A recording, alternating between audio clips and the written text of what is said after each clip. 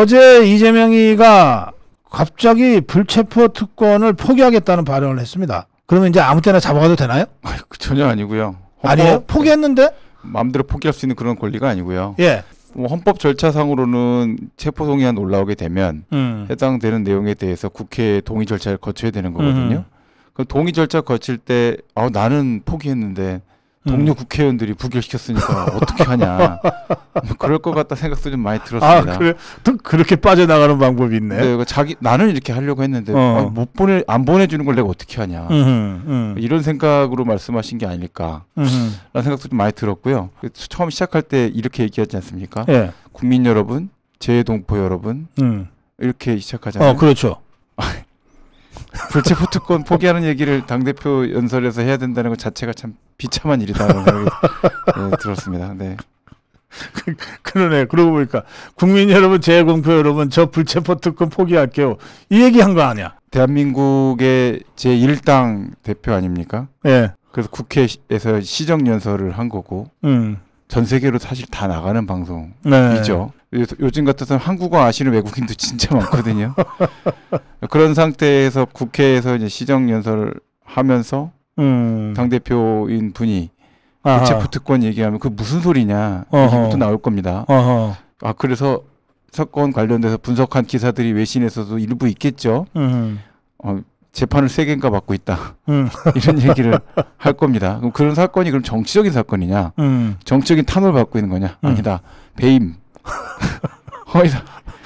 허위사실 공표. 허위사실 공표. 뭐 이런 공직선거법입니다. 잡범이다. 네, 이렇게 설명이 나가게 되면 이게 좀 이해가 안 된다라는 생각들을 많이 하실 거다. 저는 생각을 합니다. 근데 또 유튜브에 이제 들어가서 보니까 댓글은 또 여러 댓글이 제 생각하고는 좀 다른 댓글들도 많이 있어서 걱정도 많이 되고 답답하기도 하고. 그래요. 네, 그런 생각이 들었습니다. 네. 예, 이변 얘기, 이승우 변호사 얘기 들으니 완전 세계적으로 개쪽이네요. 그러셨습니다. 김혜경 법인카드 유용 의혹 사건 있죠? 네네. 김혜경이는 왜 수사를 안 하나 몰라? 뭐 한우, 뭐 초밥 이런 거. 근데 참 그게 모르겠습니다. 그게 경기도의 법인카드라는 걸 원래 그렇게 써도 되는 건지. 아니 그럼 사실은 계속 기록이 남지 않습니까?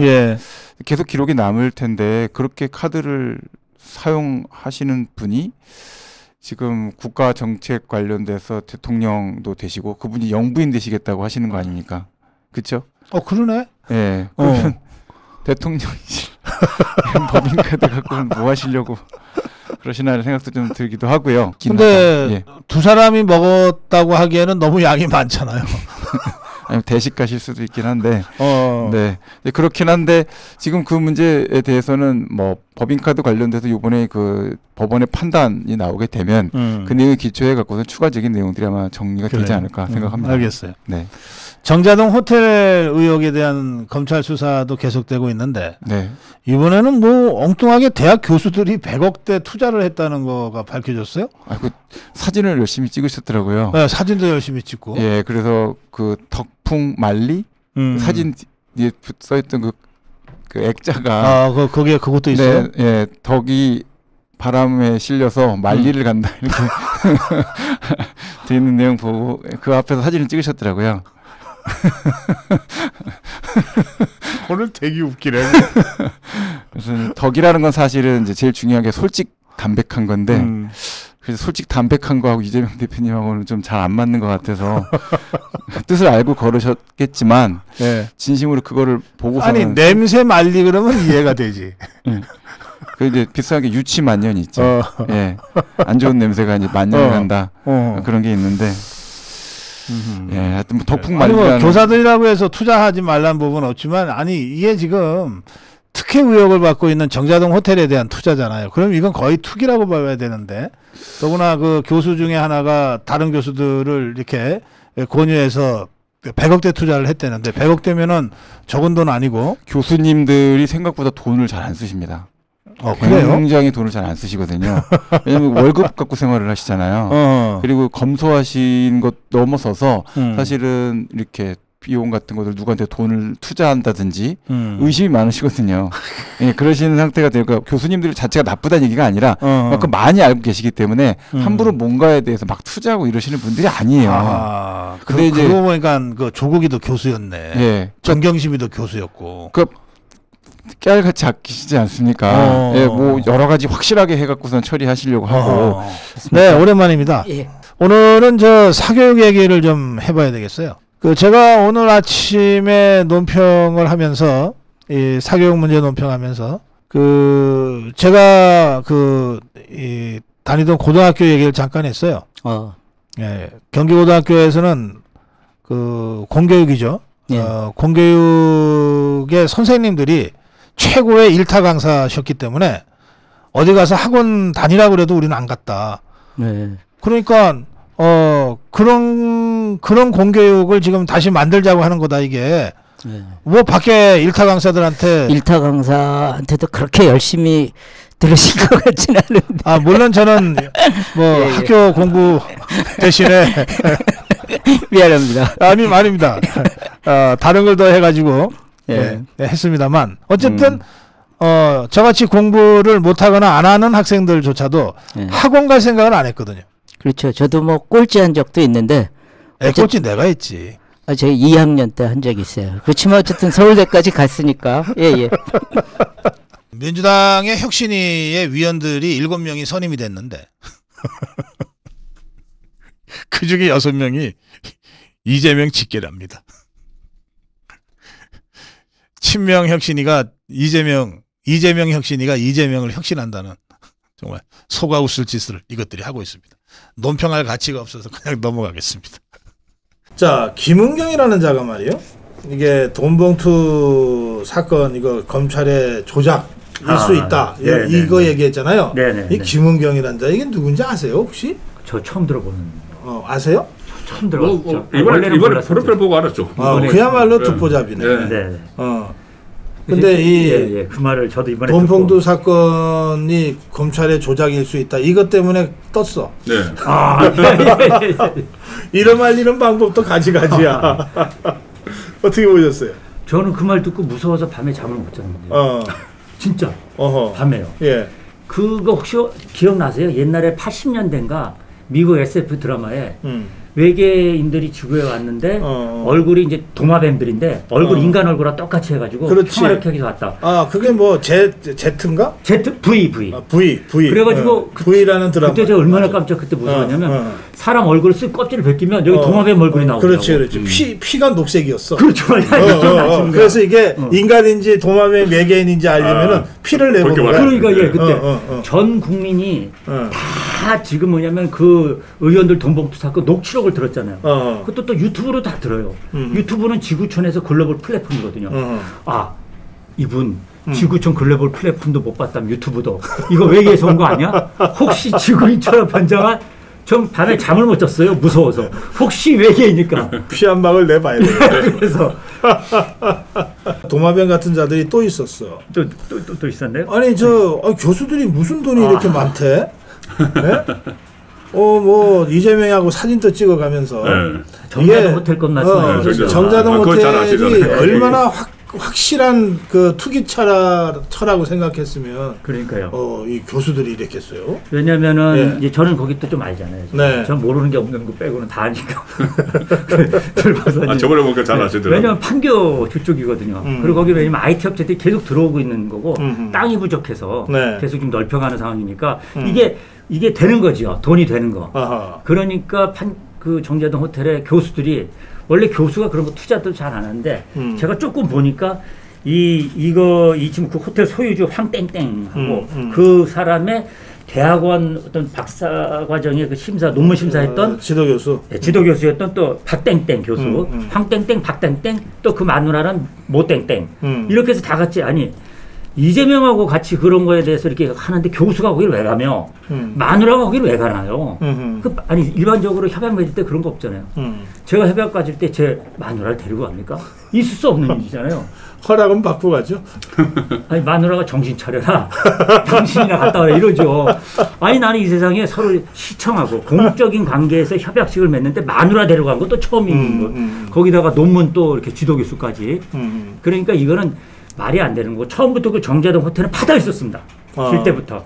이거는 특혜다. 뭔가 이건 문제가 있다. 이거는 누구든 먹는 맞습니다. 사람이 그 떼돈 버는 거다. 그렇죠. 그러니까 이거는 조사에 들어가야 되는 거고 어떤 누구로서 사진도 보니까 뭐 그렇게 다 와서 찍은 거 보니까 이건 정상이 아닌 거고 더군다나 교수들이 그랬더니 지만 또 투자하면 내 이해를 가. 지 동네방네 동료 교수들까지 다 끌어모아서 100억이나 투자. 근데 결과적으로 이것들이 돈은 벌었어요? 지금 호텔은 서 있잖아요. 서 있는데 망하고 있는 거예요. 별로 손님이 없습니다. 그리고 그래요? 커피값도 쌉니다. 왜냐면은 거기가 이제 사실은 밤이면 다들 나가거든요. 한겨는 밤이면 텅텅 빕니다. 그렇지. 거기는. 그러니까 사실은 상업지인 것 같지만 밤이면 다 텅텅 비거든요. 그러니까 호텔이 여기도 안 돼가지고 제가 볼 때는 여기 정자동 호텔 가봤는데 안에는 거의 모텔 수준입니다. 자, 우리 선거권 부분. 월스트는요? 월스트는 저는 정청래. 어제 김기현 그 대표 교수단체 대표 연설을 하는데 이재명하고 옆에 앉아가지고 계속 땅 팔아갖고 울산 그때 땅 있지 않습니까? 계속 처음부터 끝까지 방해를 하는 거예요. 방해를 하면 옆에서 이재명은 그냥 킥킥킥 거리고 웃어요. 그러니까 하다 보다 못한 그 국민의힘 강민국 의원이 일어서 가지고 대변인이죠. 야 정청래 뭐 이런 식으로 했는데 그거 개의치 않고 그냥 하더라고. 그것이 나이를 보니까는 정청래가 6살이 많던데. 강민국이 젊은 의원이. 71년생이고 정청래 65년생인데. 그런 소리를 듣고 끝까지 하는 거예요. 둘이 싸우면 강민국이 이겨요. 덩치가 보니까는 이렇게. 강민국이 아주 싸움을 잘해요. 진주 출신이죠. 실험도 좀 배웠을 거예요. 동명고등학교 잘 압니다. 제가 진주 출신이에요. 그래서 가만히. 그렇구나. 그래서 한판 붙지 그랬어. 이거 참 지저분한 것들. 아니 그러니까 지금 이제 우리가 고군분투라는 말이 있잖아요. 원희룡 장관은 자기 주무부서가 아닌데도 이번에 민노총 지금 현대대전투 문제 있잖아요. 그런 것들에 대해서 적극적으로 얘기를 하잖아요. 그러니까 뭐냐면 남의 도움 받지 않고 자기 혼자서 막 지금 힘에 벅찬 일을 원희룡 장관은 하는데 심지어 지금 자기 자리인 농림부 장관 이번에 이제 그 농막에서 자지 말라고 했던 농림부 장관 또 이주호 지금 부총리 이런 사람 보게 되면 이게 어떠냐면 공무원이라고 하는 우리 정무적 공무원들은 단순히 공무원이 아니고 늘공이 아니고 자유민주 체제적 이념성을 갖고 정책을 고민하고요. 지금 좌파와의 내전 상태인 걸 가지고서 국정을 해야 되는데 아무 생각 없이 이주호 장관은 AI 교육하면은 21세기 교육입니다. 이 따위 실용적 얘기는 하요. 좌파도 AI 교육 얘기해요. 이건 챗GPT 교육 얘기하고 이념에 기반한 정책을 써라. 그리고 내전 상태에서 이때의 정책을 어떻게 하는 거야. 그러니까 지금 알박기 했던 공무원들 그대로 내버려두고 일을 하는 거 아닙니까? 이렇게 하면 이주호 장관도 물러나야 되는 거거든요. 농림부 장관은 총선 앞두고 표 떨어질 생각만 하고 있고. 그러니까 이런 무식한 테크노크라트들을 모두 갈아치는 게 대통령이 해야 될 일인 거예요, 지금. 그게 이주의 월스트인가요? 어떻게 하셨어요? 아니, 지금 그걸 어떻게 또 하셨어요? 여기 써 있잖아. 보셨어요? 예. 미리 제초를 하셨군요. 자, 베스트 월스트로 바로 갑시다. 이주의 월스트를 두 명씩이나 지목을 하셨어요. 예, 그렇습니다. 예. 저도 이번에 이름 처음 알았습니다.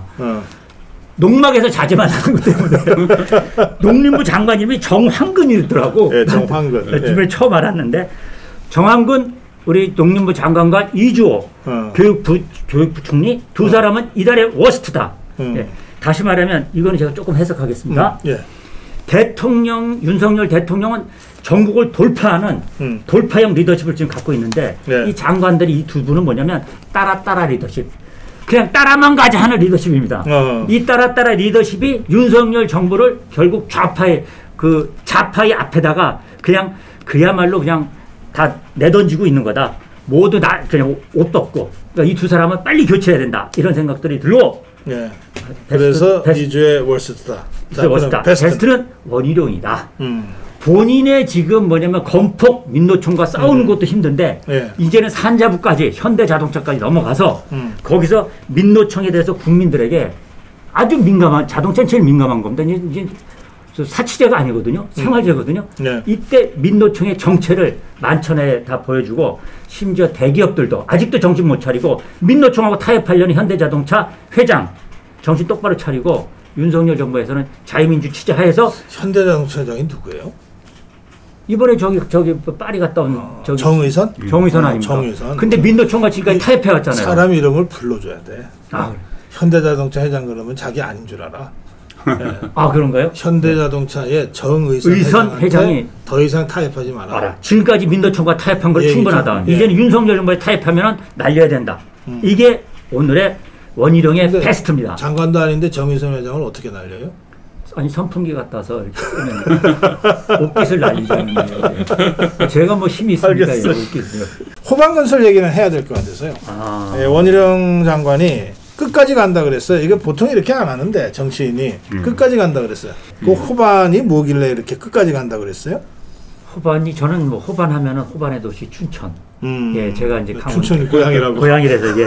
그런 호반을 이렇게 별수 일이 이상하게 이렇게 가는데 많은데. 아니 그렇게 남들이 지금까지서 호반하면은 굉장히 마음도 평화롭고 기분 좋았는데 갑자기 도시 춘천 맞지? 예, 이 호반이 뜨면서 갑자기 호반하면 짜증이 나기 시작한 거예요. 예, 그래서 제가 지금 듣는데 지금 거기 회장의 큰 아들이 김대원이라고 있는데 이 친구가 호반 비오토라고 하는 조그마한 회사를 했다가 다 몰아주기 일감 몰아주기로 해서 커서 나중에 호반건설을 먹었거든요. 호반건설 자체를 먹었어요. 자회사가 호반건설을 먹었는데 문제는 돈도 하나도 안 내고 그건 그 편법으로 상속해 준 거죠. 그렇죠. 그렇게 된 거죠. 그런 의혹이 제기될 수밖에 없네요. 근데 이건 뭐냐면 상속이 아니고 그냥 합병을 해버리니까 상속죄가 없는 거죠. 이렇게 됐기 때문에 이거 철저히 해야 되는데 중요한 거는 이거가 소위 건설판 김남국이다. 이렇게 보시면 되는 겁니다. 여기 지금 이 친구도 이름이 또 김씨야. 이 김대원은 건설판 김남국. 우린 그렇게 생각하면 되는 겁니다. 호반건설은 건설판 김남국이다. 조사를 해야 된다.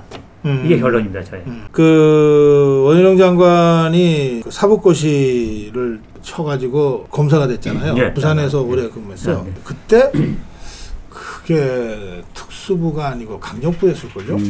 그 부산이 이제 조폭 마약 이게 많잖아요.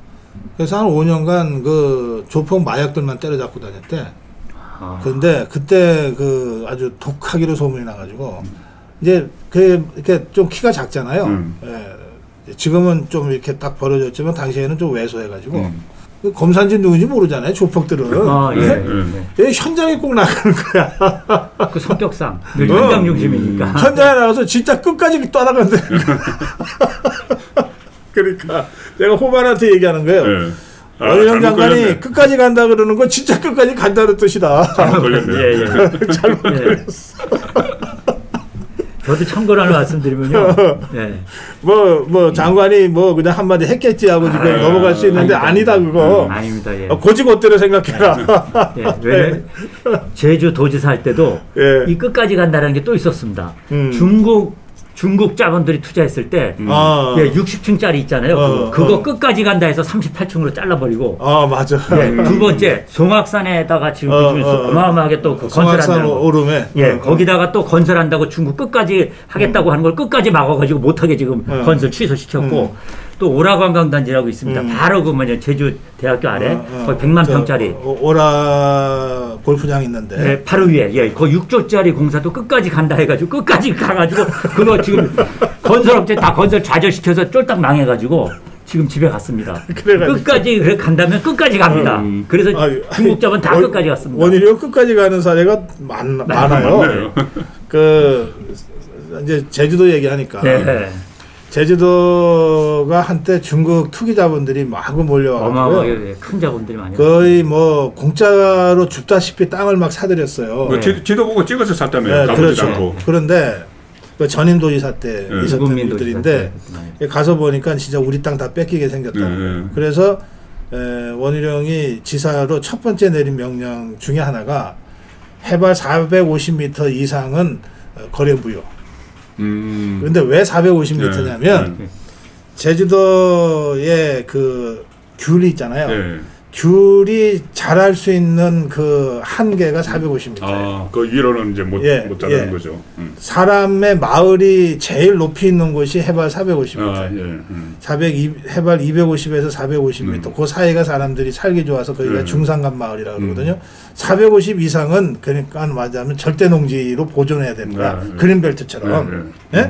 그러니까 450mm 이상은 엄청 쌀 거 아니에요. 거의 주다시피 했다니까 그림 그려가지고. 그러니까 그걸 전부 무효화시켰어. 그 바람에 그 몇 가지 대형 프로젝트도 프로젝트지만 이 토지 거래를 그렇게 중단을 시켜버려가지고 다 무효로 시켰거든요. 그 바람에 중국이 단체 관광객 제주 금지로 대응을 한 거예요. 그래갖고서 제주도가 중국인들 단체 관광객이 무비자로 들어와가지고서 좀 어쨌든 왁자왁자 했다가 그 단체 관광객들이 쫙 빠지면서 원희룡을 집중 공격을 시작한 거예요. 그래서 중국의 기피인물 1호가 원희룡이에요. 중국 본토에서. 본토에서. 기피인물 1호가 원희룡이야. 근데 원희룡은 뭐 끝까지 가자지. 끝까지 간다. 그래서 내가 다시 한번 이 호반이 잘 모를지 몰라서 내가 설명해 주는 거예요. 뭐 이건 뭐 설명해 주는 거예요. 원희룡이 끝까지 간다고 했으니까 당신들 조금 힘들게 생겼다. 각오해라. 끝까지 간다. 원희룡 장관 나중에 그 대선 나가면 캐치플레이저로 하면 좋겠네요. 원희룡은 끝까지 간다. 오늘 마무리 한 말씀씩 듣겠습니다. 저는 그게 궁금한데 그 일본 가셔서 좀 호응이 어땠습니까? 제가 와세다대 학교 쪽에서 유학생들 박사과정이나 또는 포스닥 박사 끝나고 연구하는 이런 11명의 조리 젊은 자유우파 연구자들하고 정말 조건 없이 맞짱 토론을 했어요. 토론했습니까? 근데 전 너무 즐겁고 행복했어요. 깨졌어요? 박사님? 그래서 행복하지 아니 맞짱 토론이니까 이게 맞짱 토론 했어요. 그래서 너무 즐겁고 행복했고 깨졌냐? 네, 그래서 제가 그 친구들이 자기들끼리 이제 끝나고 모여가지고 분하다. 그래서 한 판 더 붙자. 그렇게 제안을 했어요. 깨졌군요. 아니 깬 건 아니고 그 친구들의 공격을 제가 잘 피해 다녔죠. 그래가지고 그 친구들이 분하다. 한 판 더 붙자. 그래서 아마 올 겨울에 2차전 성사가 될 것 같아요. 근데 이번에는 11명이었는데 그 친구들 말이 자기들이 이번에는 와세대 대학교 중심으로 11명이 했는데 다음에는 동경대하고 게이오대 그래서 한 50명의 정예를 구성해서 한판 붙자. 그 50대 1로. 아니 그 한마디로 특강 요청한 거네요. 그래서 여러분 제가 깨졌는지 어떤지는 내일 아침 아침 방송 끝나고 영상 보시면 돼요. 자, 수요일 저녁에 보내드린 여의도 뒷담화는 여기서 마무리하고요. 저는 내일 아침 9시 생방송으로 여러분 다시 뵙겠습니다. 제가 와세다대 우리 학생들하고 깨졌는지 어떤지 내일 아침에 여러분들 영상으로 확인하시기 바라고요. 오늘도 우리 송국권 대표, 혼술의 송국권 대표, 센슈TV의 지석교 센터장께 감사드리면서 이 시간 마무리하겠습니다. 고맙습니다. 우리 조남일 선생님은 수학 선생님이신데 그리고 이제 수학으로 박사도 따셨죠? 네네. 그리고 평생 수학을 가르치셨어요? 고3 수학. 자, 킬러 문항, 수학에도 킬러 문항이라는 게 있죠? 킬러 문항이 있습니다. 그게 나오면 선생님 그거 푸실 수 있어요? 저는 못 풉니다. 뭘 이렇게 자랑이라고. 제가 그 문제를 만들 수는 있는데요. 남이 낸 문제를 풀 수는 없습니다. 왜 그래요? 그게 워낙 기발한 아이디어를 요구하거나 그 다음에 너무 여러 가지 개념들을 복잡하게 만들기 때문에 이것은 풀기 위한 문제가 아니라 틀리기 위한 문제거든요. 그러니까 틀리기 위한 문제가 나갔으면 틀린 게 당연한 거죠. 그래요? 그렇습니다. 그거 맞히는 사람이 이상하다? 그러니까 이게 0.1%의 변별력이죠. 그러니까 1%의 변별력이 아니고 0.1%. 아무리 그래도 수학 박사고 평생 수학을 가르친 사람이 나도 못 풀어요 그러면 말이 돼요? 근데 그런 문제를 낼 수는 있어요? 제가 낼 수는 있습니다. 그건 또 왜 그래요? 그거는 이제 여러 가지 개념을 융합시키면 되는 거거든요. 에어컨 좀 틀어주세요. 갑자기 덥네. 뭐 전공을 했던 분들은 아시겠지만 제가 굉장히 좋아하는 영역이 있습니다. 네. 그러니까 미분과 적분을 이용해서 벡터 방정식을 풀어내는 쪽을 참 좋아합니다. 나는 이미 그건 킬러 문항이야. 나한테는. 자, 그런데 저는 이것을 굉장히 난이도 높게 낼 자신이 있습니다. 아, 그게 제일 잘하는 관심 있는 영역입니다. 제가 그 관심 있는 영역입니다. 아하, 예. 근데 이 킬러 문항이 거기서 문제 내면 애들 다 틀린다 이거죠. 그렇지는 않습니다. 그러니까 다 맞는 문제나 다 틀리는 문제는 별 매력이 없죠. 아하. 그건 문항으로서의 가치가 없는 겁니다. 아, 그렇구나. 다 틀리면은 그것도 안 되는구나. 그렇죠. 이게 변별력이라고 하는 것은 맞는 학생과 틀린 학생이 있어야 되고, 정말 잘하는 학생과 못하는 학생이 구분이 돼야 되는데. 1000명 중에 1명은 맞힐 정도의 문제. 그게 이제 킬러 문항이죠. 아하, 그러니까 이제 0.1%니까 예. 1000명 중에 1명. 이 맞출 수 있는 문제 킬러 문장이고요. 제가 말하는 것들은 이제 상당히 우수한 학생들이 맞출 수 있는 문제들을 말합니다. 최소한도 4%나 2% 정도는 맞출 수 있는 문항을 말하는 거죠. 우리 선생님도 킬러 문항 얼마든지 만들 수 있다. 단 예. 그걸 풀지는 못한다. 좀 이율 배반적입니까? 틀리도록 유도하고 1000명 중에 1명만 맞도록 그 디자인된 문제이기 때문에 그거는 틀리는 게 자연스럽다. 하여튼 이제 이런 것까지 설명을 하셨어요? 네. 좀 더 부연하자면요. 그 시험은 역량을 테스트하는 면이 있고 예. 속도를 테스트하는 면이 있습니다. 그러니까 이제 암만 킬러 문항이나 저한테 뭐 하루 정도 시간이 주어진다면 당연히 풀 수 있겠죠. 그런데 이것을 자존심이 심상해서 지금 그런 거 아닙니다. 다도 풀 수는 있는데 이 얘기 아니에요? 그렇지 않고요. 그러니까 이제